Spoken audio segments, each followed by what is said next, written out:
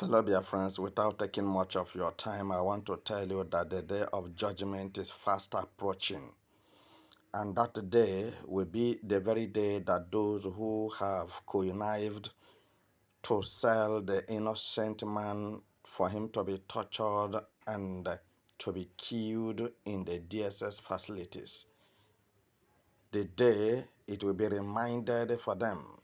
That is the day that some people, some Igbos, some Biafrans, and the whole world at large, they will discover that there was a great secret thing behind Nigerians' decisions and actions illegally against Mazi Nnamdi Kanu, the leader of the indigenous people of Biafra. And the hand they used on him, at the same time they are applying the same hand against Simon Ekpa, which now has turned against them, and Simon Ekpa have become a thorn on their flesh, and Simon Ekpa have become the nightmare of Nigeria and the Nigeria government, their militaries, their DSS, and their police, because all of them are illegally functioning. You may not understand my speeches, but with the time, as you follow me serially, with understanding, without a judgmental spirit, and without corny mind, you will definitely understand that I'm such a man with the full of truth. And what I'm trying to tell you this moment is that there are many people that have soiled their hands into innocent bloods in Biafra land. It's not only Fulanese that masterminded the killings of Igbos, but also Igbo politicians. And at the same time, those Igbo politicians are trying to say that they are waxing strong in order to become the number one citizen of Nigeria, which it is very impossible, because the people you want to pave way for you to become number one citizen of Nigeria, they discover that you are a betrayer and you kill your own people and you frustrated many people from your own language, vernacular, and your own region. And how do you think that confidently they can allow you to become number one citizen of Nigeria? Meanwhile, you know it deep down in your heart that 6770 war, that they declared that Biafrans are slaves because they won them during that war. They defeated them. And this is for this reason they have agreed that nothing shall make a Biafran man to become a president of Nigeria. But consciously, you made up your mind to make a dastard statement to say that Biafra has died 50 years ago. And if Biafra has died 50 years ago, where are you residing now? And trying by all means for you to become a good person, by all means serving Nigerians, by all means bowing down to those who are supposed to serve you in order for you to become number one citizen of Nigeria, using your charisma to attract the multitude of people, and at the same time you will now bring out your real character, because I will not forget the massacre that took place in Onitsha on the day of night of crossover. I will not forget the massacre in Obigbo. I will not forget the massacre in Obins. I will not forget the massacre in Amifeke. I will not forget the massacre in Ikwano Mahia of the Nigeria police, Nigeria military terrorists, and DSS, how they killed over 400 people that night that they want Mazi Nnamdi Kanu's life. And for this reason, as you are listening to me, I want to inform you categorically that nothing is stopping Biafra freedom. Nothing is stopping Biafra nation, because some of you are by the side talking whatever you like. But I am here face to face to let you know that the journey is possible. The journey to Biafra land is possible. The journey for Biafra to become a nation in a shortest time this year is very possible. So you who is planning, as Buhari and Malami planned, to keep Mazi Kano incommunicado. So you too, you are planning to make sure that nothing good comes out of Mazi Simon Ekpa's effort. I am telling you that the way Buhari ended, and many of them disgracefully and shamefully ended in Nigeria, that is the way you are going to end, because Nigeria has ended with disgrace and with frustration, because even when you watch very well, as they go around to borrow money, no country agree to lend them money. No country agree to lend them money. Because why? When you lend them that money, they will go and share it within themselves, and they still remain the way they are. Nigeria will never move forward without a disintegration. And until your eyes gets open, you who is from the north, from the west, from the south, and from the east, at the center, your eyes must get open. But don't allow it to open late, because you will discover that nothing left for you. Because this category of people you are seeing answering politicians today in Nigeria, they did not come to lead anybody out of poverty or to lead anybody out of insecurity.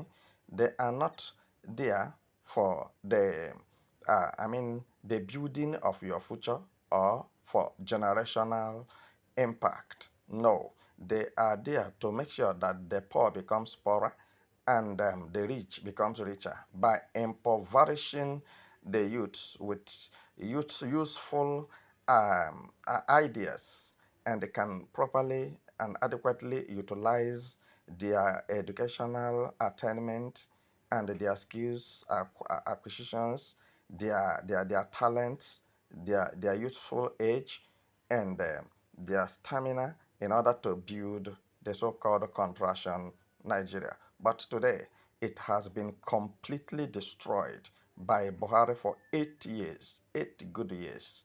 No investor, no building, nothing new, no innovation, no renovation, no reconstruction, nothing at all, no reanimation. So what I'm telling you this moment is that Nigeria regime, Nigeria dispensation have passed away. Nigeria have passed on since the day they resolved to abandon Biafrans from possessing any posts in Nigeria politics. And this is why today the politics or Nigeria polity is overheated, because they make it very gorgeous and very magnificent. They makes it very conspicuous. They make it financial attractive, so that it will only be meant for those who are professional robbers in Nigeria. They are the ones to be seen and to occupy Aso Villa and presidential seat. And meanwhile, let me quickly tell you that Igbos are being marginalized. That is the truth. But what are the efforts of the Igbos to come out of the marginalization mentality? Are they significantly making any effort? Because without Simon Ekpa today, Igbo race or Biafra name is rubbed in the dust of the earth.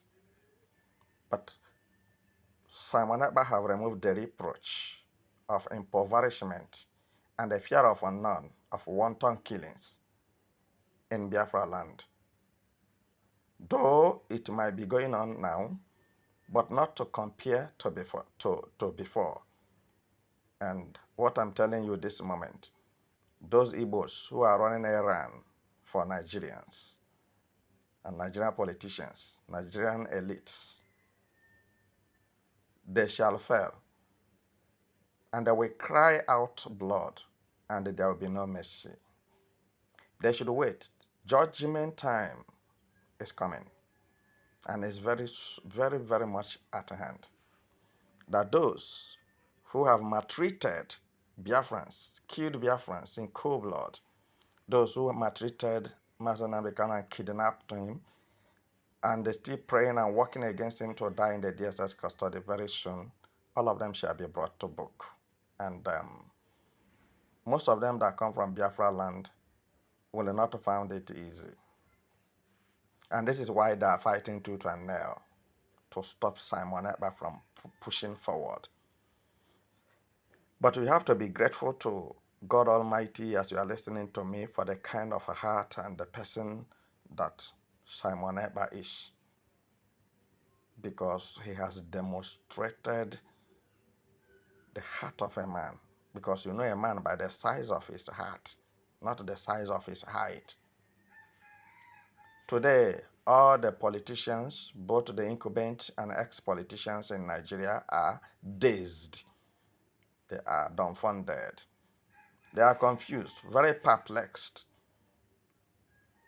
because they have seen the predetermined indicator that Biafra is inevitable, and no man born of, no man, no woman born of any woman that can stop Biafra coming. And this was why Prime Minister Simona said in his speeches that nobody can stop him.